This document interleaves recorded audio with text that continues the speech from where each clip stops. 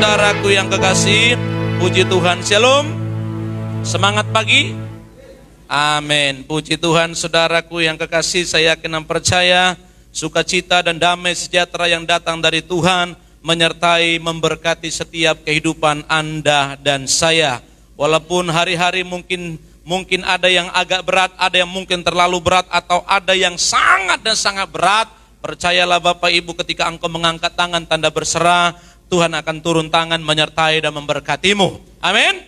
Oleh karena itu Bapak Ibu Saudaraku, masa-masa krisis seperti ini, masa-masa COVID seperti ini Bapak Ibu Saudaraku, saya ingin menyampaikan sesuatu kepada Anda. Oleh karena itu saudaraku yang kekasih, kita buka bersama-sama Alkitab kita dalam kitab Kejadian. Dalam kitab Kejadian pasalnya yang ke-41. Dalam Kejadian pasalnya yang ke-41 ayat 38 sampai ayat 39. Sekali lagi dalam kitab Kejadian pasalnya yang ke-41 ayat 38 sampai ayatnya yang ke-39. Kalau sudah dapat katakan amin. Kalau sudah dapat Bapak Ibu, saya jemput Anda semuanya bisa bangkit berdiri. Kita baca kebenaran firman Tuhan ini dengan suara yang kompak dan keras. Dan biarkan saudaraku, bumi sempaja ini gemetar oleh karena firman Allah. Haleluya. Saudaraku, dalam kitab Kejadian pasal 41 ayat 38 sampai 39 kita baca bersama-sama dengan suara yang kompak. 3, 2, 1. Lalu berkatalah Fir'aun kepada para pegawainya, mungkinkah kita mendapat orang seperti ini, seorang yang penuh dengan roh Allah? Kata Fir'aun kepada Yusuf, oleh karena Allah telah memberitahukan semuanya ini kepadamu, tidaklah ada orang yang demikian berakal budi dan bijaksana seperti engkau. Amin. Silakan duduk Bapak Ibu Saudaraku yang kekasih. Ayat ini muncul Bapak Ibu Saudaraku ketika Fir'aun mendapatkan sebuah mimpi. Dan mimpi itu tidak ada satupun yang menerjemahkannya. Kalau Anda baca saudaraku yang kasih dari ayat-ayat yang sebelumnya, maka muncul di sana saudaraku yang kasih dikatakan, setelah lewat 2 tahun lamanya ayat 1, bermimpilah Fir'aun bahwa ia berdiri di tepi sungai Nil. Tampaklah dari sungai Nil itu keluar 7 ekor lembu yang indah bangunannya dan gemuk badannya, lalu memakan rumput yang di tepi sungai itu. Kemudian tampaklah 7 ekor lembu yang lain yang keluar dari dalam sungai Nil itu, buruk bangunannya dan kurus badannya, lalu berdiri di samping lembu-lembu yang tadi di tepi sungai itu. Lembu-lembu yang buruk bangunannya dan kurus badannya itu memakan ke-7 ekor lembu yang indah bangunannya dan gemuk itu, lalu terjagalah Fir'aun. Setelah itu tertidur pula lah ia bermimpi kedua kalinya, tampak timbul dari satu tangkai 7 bulir gandum yang bernas dan baik. Tetapi kemudian tampaklah juga tumbuh 7 bulir gandum yang kurus dan layu oleh angin timur. Bulir yang kurus itu menelan ke-7 bulir yang bernas dan berisi tadi. Lalu terjagalah Fir'aun, agaknya ia bermimpi. Padahal waktu pagi gelisahlah hatinya, lalu disuruhnya lah memanggil semua ahli dan semua orang berilmu di Mesir. Fir'aun menceritakan mimpinya kepada mereka, tetapi seorang pun tidak ada yang dapat mengartikannya kepadanya. Lalu berkatalah kepada juru minum kepada Fir'aun, hari ini aku merasa perlu menyebutkan kesalahanku yang dahulu. Waktu itu Tuanku Fir'aun murka kepada pegawai-pegawainya dan menahan aku dan rumah pegawai istana beserta dengan kepala juru roti. Pada saat itu malam juga kami bermimpi. Aku dan kepala juru roti itu masing-masing mempunyai mimpi dengan arti tersendiri, artinya sendiri. Bersama-sama kami ada di sana seorang muda Ibrani, hamba kepala pengawal istana itu. Kami menceritakan mimpi kami kepadanya, lalu diartikannya kepada kami mimpi kami masing-masing. Saudaraku yang kasih, dari pembacaan tadi, maka kalau pada saat zaman sekarang, mungkin banyak yang bisa terjemahkan mimpi. Apalagi kalau Anda pergi ke satu tempat yang dimana ada Raja Togel. Banyak di sana yang ahli terjemah mimpi. Bayangkan Bapak Ibu Saudaraku, ketika saya masih ada di kampung saya di Sumatera sana, itu saya jujur saya mau katakan, dulu pun saya pernah main togel. Pernah dapat 2 kali, akhirnya ketagihan. Dapat 2 kali, habisnya berkali-kali. Dan ketika Bapak Ibu Saudara kok Anda mau duduk di warung kopi mana, pasti nanti ditanya, mimpi apa kok tadi malam?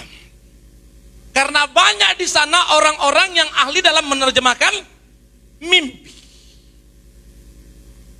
Setelah yang punya togel Bapak Ibu Saudaraku mati, mutogel saya tidak tahu apakah masih sampai hari ini jalan.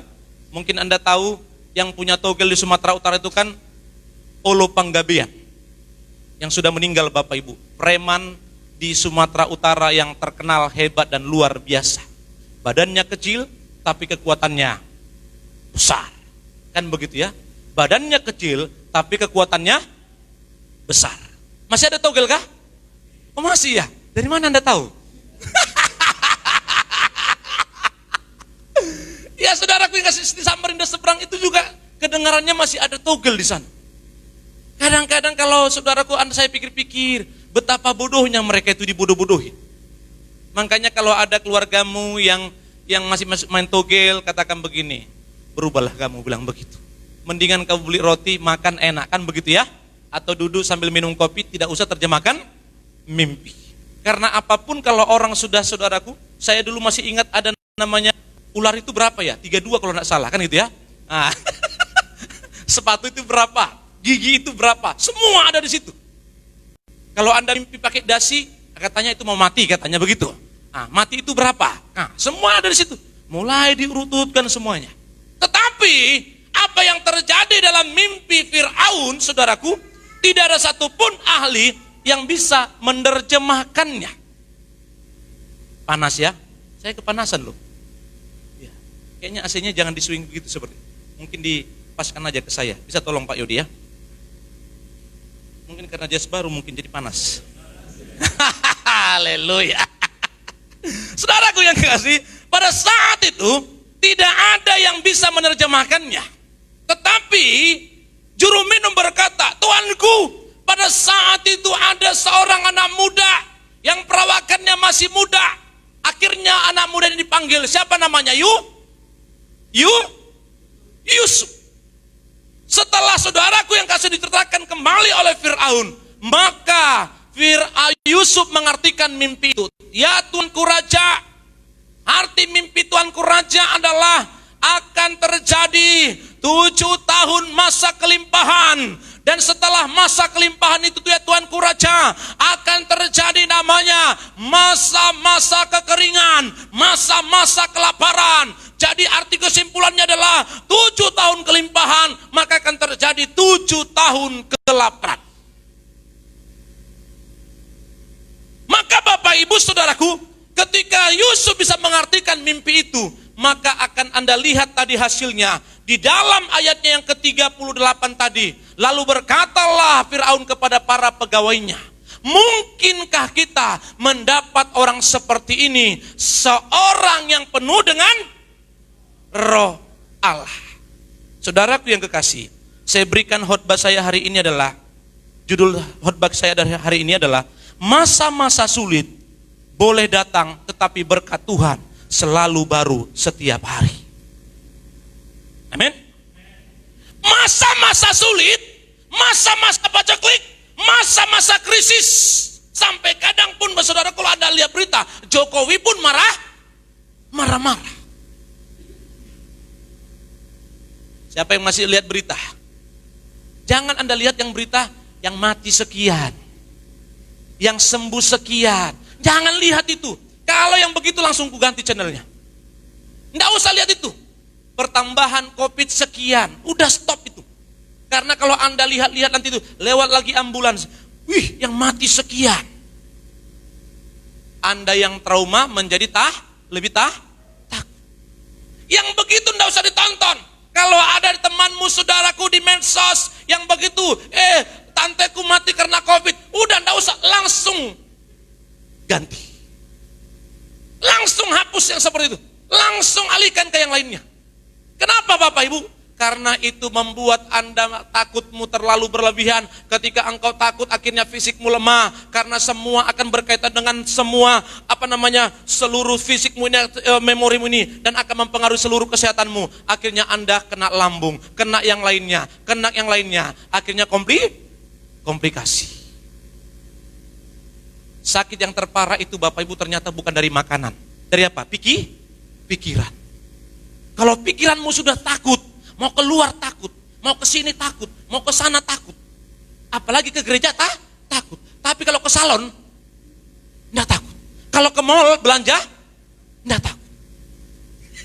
Katakan sebelah kiri kananmu, kamu jangan begitu bilang. Ketika saya lihat channel TV itu Bapak Ibu, Pak Jokowi lagi marah. Mengapa? Karena banyak hal, khususnya dalam faktor ekonomi, yang sudah mungkin ekonomi mungkin sudah sangat mengerikan. Dan itu dilanda begitu banyak orang, Bapak Ibu Saudaraku. Mungkin juga yang hadir di tempat ini mengalami imbasnya dari masa Covid ini. Bos saya, bayar saya Bapak Ibu yang ada salah satunya di Surabaya. Dia orang Banjar tapi tinggal di Banjar. Ratusan box kontainernya masih ada tidak terkirim. Dia datang lihat anaknya di 10.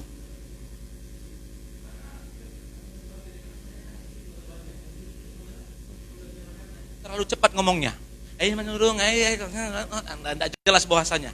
Saudara enggak sih? Dia sekarang ada di 10. Hampir 150 kontainer itu berapa miliar itu? Nyangkut, tidak bisa. Mungkin kalau dihitung itu semuanya 5 miliar. Mungkin di antara Anda juga mungkin mengalami hal yang sama. Yang Anda marketingan, yang Anda sales, penjualan juga.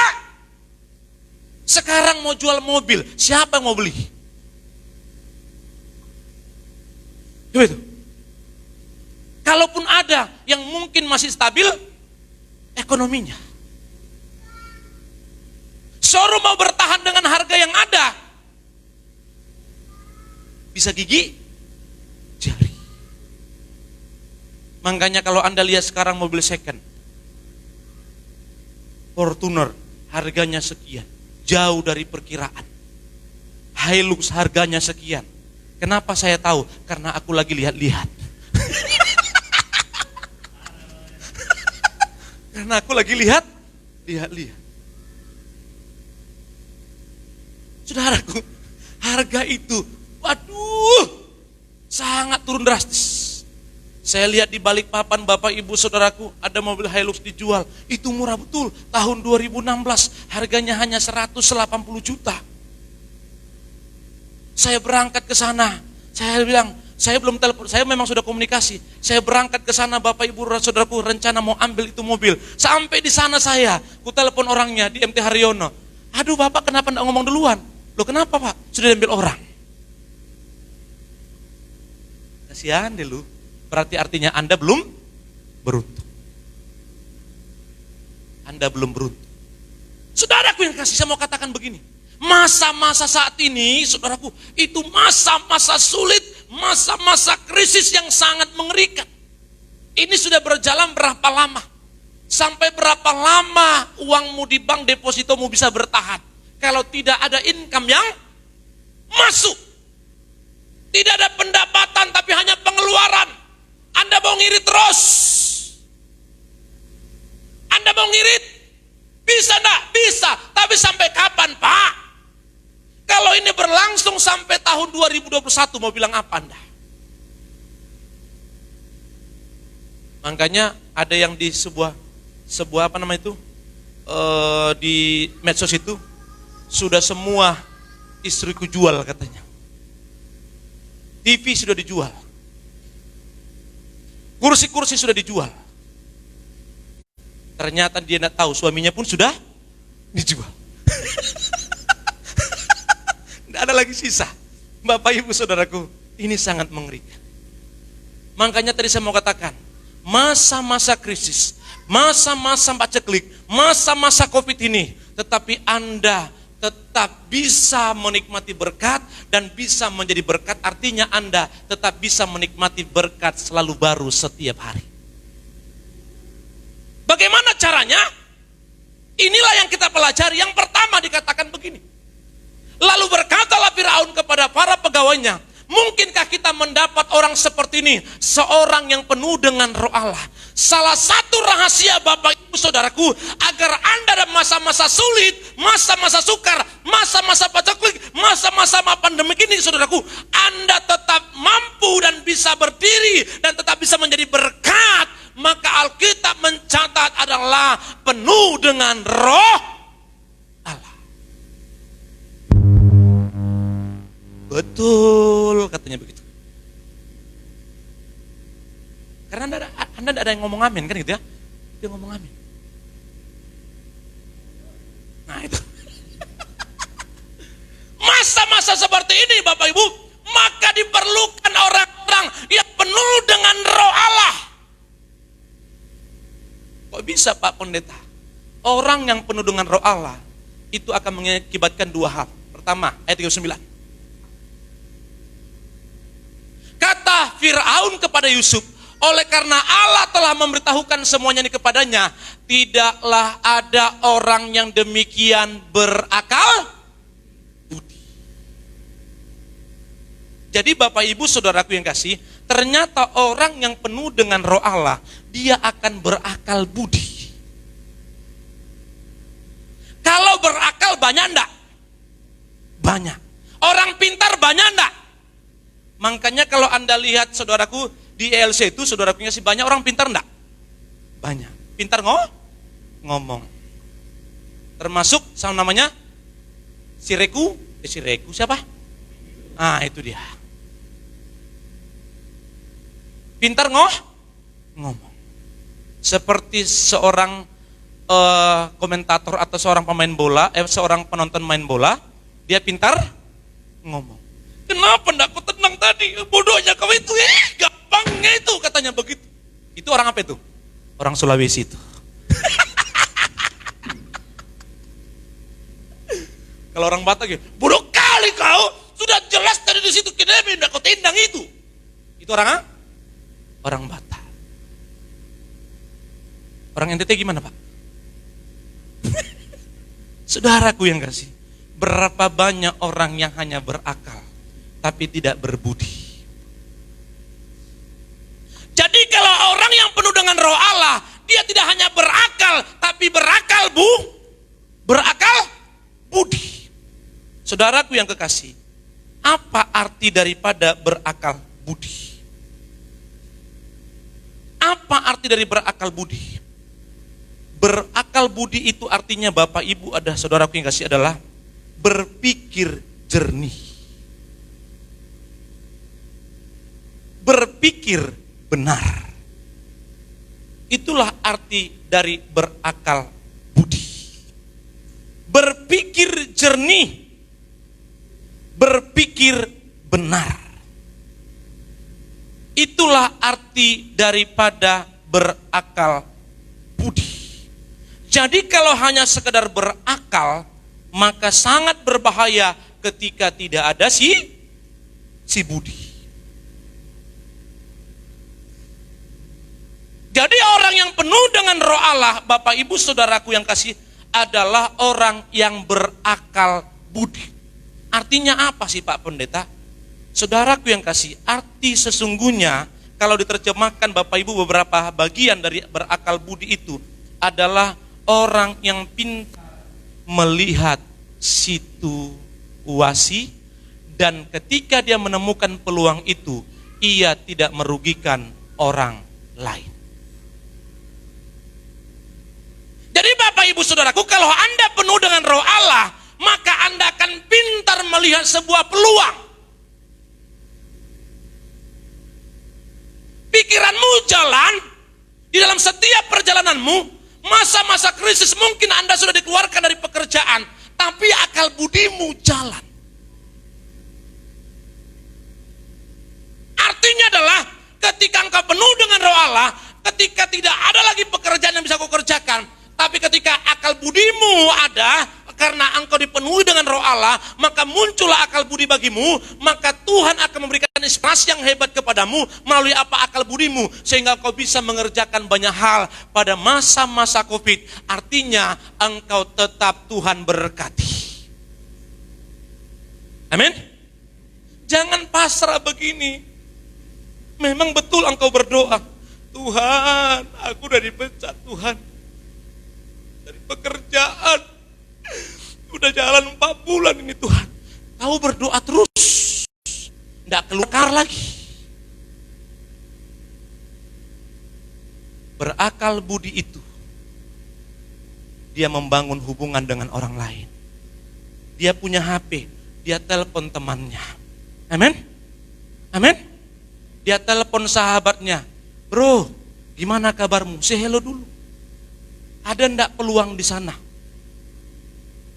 Ada yang bisa saya kerjakan di sana? Saudara enggak sih, anak saya Erik, mana dia? Di bawah. Kemarin dia sudah mulai order jualan. Itu namanya akal budi. Pintar melihat segala sesuatu dan menjadikan itu sebuah peluang. Pak Pendeta, kok anaknya diajari bisnis begitu? Nah, masalah. Dia suruh Bu Tuti buat tahu isi. Coba bayangkan itu. Sampai di sana otaknya, sampai di sana akalnya. Disuruh Tante Tuti buat tahu isi. Tante yang buat ya, aku yang order. Aku yang jual. Ceritakanlah kepada maminya, Mi, aku sudah kerjasama sama Tante Tuti. Nanti harganya sekian, aku dapat untung sekian. Nanti ordernya, nanti gimana ya Mia untuk ordernya? Oh ya, ada biaya antar. Diteleponlah, mana si Andi? Siapa? Andi. Nah, coba itu jalan otaknya. Nggak ada yang ngajarin itu loh. Jalan otaknya. Bang Andi, bisa enggak temanin aku? Nanti sekian. Langsung hitungan sama Andi. Langsung hitungan sama Andi. Asisi mereka. Hanya ngantar satu barang ke seberang. Satu barang, satu orderan, pesanan di seberang, hanya 3 di Samarinda. Ngantar satu ke sana sudah habis bensin berapa? Capeknya dan risikonya. Tapi buat saya itu tidak jadi masalah. Untuk memulai segala sesuatu itu tidak gampang. Tapi dia sudah belajar, Pak. Sudah ngerti bahwa nyari duit itu tidak gampang. Melalui apa? HP-nya. Makanya nanti kalau Anda di order begitu, langsung pesan. Jangan didiamin begitu. Kasih sup dong. Termasuk saya juga ambil. Bapaknya juga ambil. Kenapa? Saya semangat. Itu loh. Kalau dihitung-hitung untungnya, langsung habis 1 hari itu. Padahal bisnis kan tidak begitu. Tapi namanya belajar, segala sesuatunya tidak gampang. Di sekolahnya dia jualan. Jualan apa? Jualan alat tulis. Disuruh maminya yang belanja di ATK. Maminya yang modalin. Tapi kata istri saya, biarin aja. Tapi bukan saat lagi belajar. Lagi istirahat. Jual blender minuman itu. Dipesan dari emaknya, dari mertua saya di Surabaya. Coba bayangkan, ongkos kirimnya sudah berapa? Untungnya 25.000. Nah, tidak masuk. Nah, hitungan papi itu tidak masuk. Tapi apa kata ibu? Biarin aja.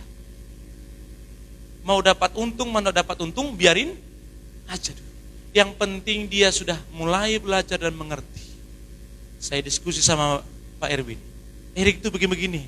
Itu dari maminya itu katanya. Karena kalau mata sipit, dari uek sudah. Istri saya kan dari uek sudah di toko. Uek sudah di toko. Semungkin lagi disusuin dulu, uek sudah di toko juga. Kan gitu ya. Ngitung uang juga sudah di toko. Mungkin dari situ, kan gitu ya. Tapi juga Bapak Ibu mungkin juga dari saya. Karena dari kecil saya juga sudah jualan saya, Pak. Kira Anda tahu, dari kecil saya sudah jualan. Waktu belum ada jalan lintas Sumatera, jalannya masih jalan tanah. Saya umur 4 tahun, Bapak Ibu sudah jualan. Jualan apa? Jualan nasi. Jualan apa? Jualan telur. Makanya nasi telur, nasi telur, nasi telur, nasi telur. Baru ku taruh lagi di ember sampan begini. Nasi telur, nasi telur. Jual apa lagi saya? Jual es. Ku tenteng 2 begini. Saya ambil sama orang, saudaraku, saya dikasih berapa perak? Dulu masih perak. Kalau kita dapat itu berapa perak namanya? 5 perak itu sudah besar sekali. Andre belum menikmati waktu itu mungkin. Kan gitu ya? Belum menikmati. Es kola pisang, es tebu, es. Habis tiap hari. Saya jual pisang, Bu Melan. Saya taruh di jendela. Dari kebun, ku taruh di jendela. Saya jual, mama saya nanam sayur. Saya di kompleks itu, Bapak Ibu, di daerah Trans itu. Sayur, bayam, timun. Nggak gengsi saya. Nggak gengsi. Panen jeruk, Bapak Ibu, jeruk asam, ku jual ke pasar. Ku jual. Karena dari kecil juga sudah jualan. Sudah berdagang. Sudah besar jadi sales di Makassar. Saudaraku, lihat peluang karena ada akal budi. Jokowi, siapa tadi? Yusuf Bapak Ibu, karena penuh dengan Roh Allah, maka ada akal budi dalam dirinya sehingga dia bisa melihat ke depan. Bahkan ketika mimpi itu terjadi, dia katakan akan terjadi masa kelaparan, masa kelimpahan 7 tahun, dan akan terjadi masa kelaparan 7 tahun. Ketika itu diterjemahkannya, maka akal budinya bekerja, sehingga ketika masa kelimpahan, dia tahu bagaimana menghadapi masa paceklik selama 7 tahun. Karena apa? Karena penuh dengan akal budi. Sama halnya seperti Anda. Kalau Anda berakal budi, Bapak Ibu, berakal dan berbudi, maka Anda bisa melihat sebuah peluang yang dimana orang lain tidak bisa melihatnya. Kenapa? Karena atas dasar penuh dengan Roh Allah. Banyak orang yang pintar tapi tidak bisa buat apa-apa. Tapi kalau Anda penuh dengan Roh Allah, akhirnya Tuhan berikan akal budi kepadamu. Orang-orang berakal budi, dia bisa melihat peluang yang orang lain tidak mampu menembus peluang itu. Itulah bedanya. Makanya Bapak Ibu Saudaraku, hari-hari ini apa yang kau alami? Dekatlah sama Tuhan. Bagaimana Pak Pendeta kita bisa mendapatkan berakal budi itu? Ya pertama tadi saya katakan penuh dengan Roh Allah. Bagaimana kita bisa penuh dengan Roh Allah? Tidak lain tidak bukan adalah engkau semakin mendekatkan diri kepada Tuhan. Intim dengan Tuhan, melekat dengan Tuhan. Kalau masa-masa krisis ini jam doamu berkurang, penyembahanmu berkurang, tidak ada persekutuan dalam rumah tangga, tidak ada baca firman, mau bagaimana Anda penuh dengan Roh Allah dan akhirnya engkau tidak dapat akal budi, tapi yang ada hanya berakal. Berakal itu Bapak Ibu kira-kira begini. Ke masa sulit dia, pinjam kemana aku ya? Itu loh. Itu orang yang berakal. Pinjam kemana aku ya? Sudah pinjam sana, siapa lagi ya? Sudah pinjam sana, siapa lagi ya? Oh, mertuaku. Mama, aku enggak bisa bayar ini, Ma. Lari ke mertua. Habis mertua perempuan, lari ke mertua laki-laki. Habis mertua laki-laki, saudara yang kasih, lari ke om. Itu namanya orang berakal. Katakan sebelah kiri kamu, kamu jangan hanya berakal, bilang begitu. Tapi akal budi. Artinya apa? Anda bisa melihat peluang di mana orang lain tidak dapat menembus peluang itu. Amin. Semuanya sekarang serba apa? Serba ini, betul? Betul? Saya ini gaptek masalah begini Bapak Ibu Saudara. Kenapa gaptek? Karena semuanya sekretaris. Buatin dulu ini, akhirnya lupa semuanya. Coba zaman saya kuliah di Jakarta. Pak Pras itu semua materinya saya yang ketik semuanya. Sekarang Anda suruh saya pakai Windows berapa itu sekarang itu? Windows 10. Nggak bisa lagi saya buka, Pak. Gimana cara makainya nih? PowerPoint sudah lupa saya. Nggak ngerti lagi. Nggak ngerti. Sudah lupa semuanya. Tetapi apakah aku kehabisan akal budi? Enggak. Melihat sebuah peluang, orang lain tidak mampu menembusnya. Amin. Amin. Siap? Percayalah Bapak Ibu, Anda tidak akan pernah kelaparan.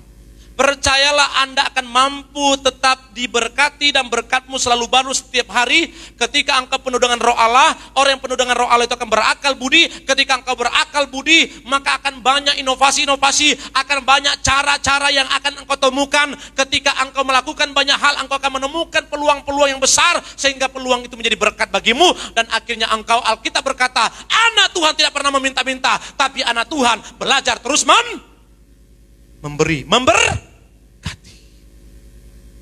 Tadi kan lagunya, aku diberkati, aku dilimpahi, karena Allah sanggup untuk menyediakan. Langsung Andre bilang begini, naik katanya. Itu dia. Saya kira mau ditembak itu Pak. Oh begini kan Re, gimana ya, gini ya. Anda pasti diberkati ketika engkau semakin dekat dengan Tuhan. Kenapa Bapak Ibu? Karena Anda dekat dengan sumbernya. Siapa yang punya dunia ini? Siapa yang punya yang di atas? Hah? Tuhan. Makanya dekatlah engkau dengan Dia. Kalau engkau dekat dengan penguasa di dunia ini Bapak Ibu, Anda kecipratan enggak? Kecipratan enggak? Kecipratan. Apalagi engkau dekat dengan penguasa langit dan bumi. Pasti Anda dapat bagian. Betul, ini yang terakhir bilang begitu. Yang kedua Bapak Ibu Saudaraku dikatakan begini.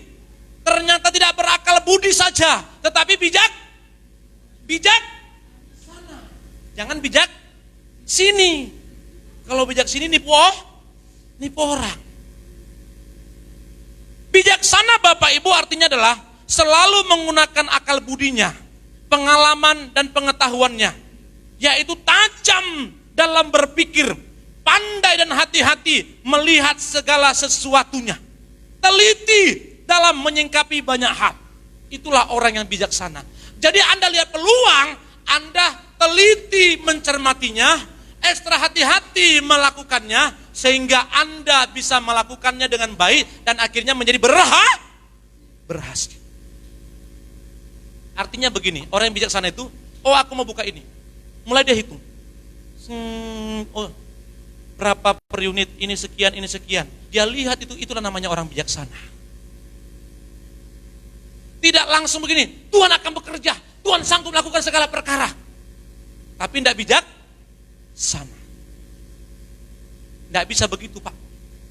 Jadi orang yang bijaksana itu Bapak Ibu, dia teliti, tajam, berpikir cerdas dalam segala sesuatu yang dia kerjakan, yang dia buat. Memiliki perhitungan yang pas, yang luar biasa, yang matang. Sehingga ketika pun ada kesalahan itu tidak terlalu besar. Tetapi bisa berjalan dengan maksimal. Itulah orang yang bijaksana. Termasuk Yusuf adalah orang yang bijaksana. Masa kelimpahan, dia tidak poya-poya. Tapi masa kelimpahan, dia beli punya orang yang punya gandum dan segala macamnya. Dia kumpulin di satu tempat tidak muat. Dia pindahin ke kota yang lainnya. Dia tidak satu kota yang tidak muat. Dia pindahin ke kota yang lainnya. Akhirnya Alkitab mencatat, anak buahnya pun tidak sanggup menghitungnya. Itulah bijaksana. Dia mulai dalam masa kelimpahan, dia mulai hitung 7 tahun itu gimana caranya supaya orang-orang yang di Mesir ini tidak kelaparan, tetapi saya juga bisa jadi berkat kepada banyak orang. Itulah yang disebut namanya bijaksana. Tadi saya bilang begini, sampai kapan uangmu di rekening itu bertahan? Kalau tidak ada pemasukan. Maka Yusuf memiliki kebijakan yang luar biasa. Dia beli semua punya orang. Dia beli dari segala macamnya. Dan akhirnya Bapak Ibu Saudaraku, Alkitab mencatat kalimat yang terakhir, Yusuf menjadi berkat bagi bangsa-bangsa. Tidak usah dulu bangsa-bangsa, Pak. Paling tidak engkau bisa menjadi berkat buat siapa? Adikmu. Siapa lagi? Ponakanmu. Siapa lagi? Tantemu. Siapa lagi? Orang tuamu. Jauh kali ke bangsa-bangsa. Paling tidak masa-masa begini, paling tidak engkau bisa jadi berkat buat keluargamu, buat temanmu, buat pelayanan, buat adik-adikmu. Amin. Anda tidak telepon dia, gimana kabarmu dek? Halus-halus bahasanya. Mantap sudah kek.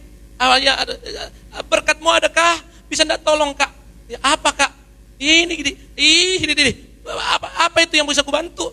Tidak bisa aku bayar cicilanku tawah. Saudaraku, dengarkan baik-baik.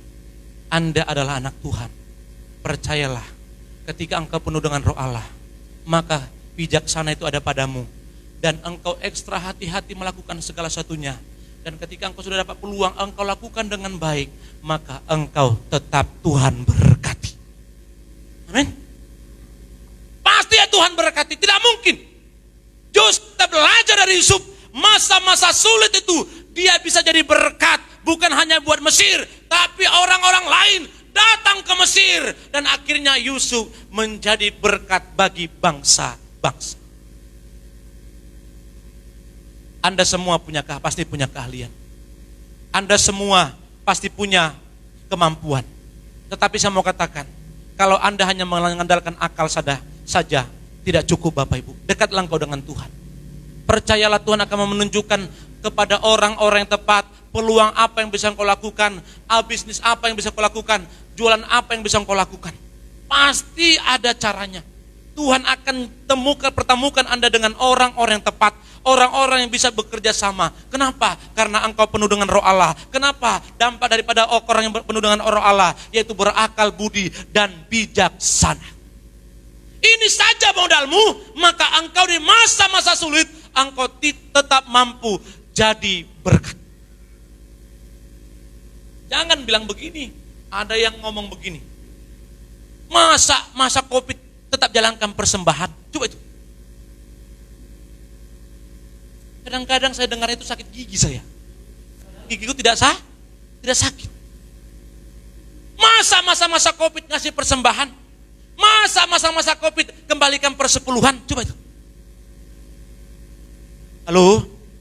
Halo. Anda harus berbeda dengan orang cara berpikir seperti itu.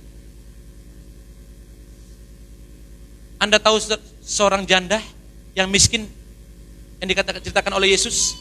Ada seorang janda dan ada orang-orang kaya di belakangnya. Dan persembahan orang kaya itu lebih besar daripada janda itu. Dan apa kata Alkitab? Janda itu, perempuan miskin ini memberikan dari seluruh hidupnya. Dari seluruh yang ada padanya. Kalau Bu Salom disuruh begitu Bu, kasih semuanya yang ada di dompetmu itu. Ongkosku pulang. Tapi seorang janda ini kata Alkitab, memberikan dari seluruh hidup. Artinya tidak ada lagi makan untuk besok. Saudaraku yang kasih, masa-masa krisis dia belajar memberi. Justru disinilah Anda dan saya diuji. Apakah Anda tetap setia apa tidak? Amin. Saya memang tidak pernah singgung-singgung masalah persepuluhan, karena saya takut itu Bapak Ibu sudah kasih. Takut itu. Biarkan aja lah saudara yang berpikir waras. Karena saya tahu anak-anak saya semua orang-orang yang taat. Amin. Orang yang tidak takut menabur, orang yang setia menabur, orang yang percaya bahwa berkatnya selalu baru setiap hari, menyertai, memberkati Anda. Amin. Karena bapaknya pun belajar untuk loyal untuk belajar menabur dan memberi dan mengembalikan yang memang semestinya harus dikembalikan. Saya percaya akan terjadi transfer spirit kepada jemaat. Lambat atau cepat, orang yang bebal, orang yang keras kepala, orang yang seke, orang yang pelit, lambat atau cepat dia akan mengalami terobosan transfer spirit dari siapa? Dari Bapak Gembalanya.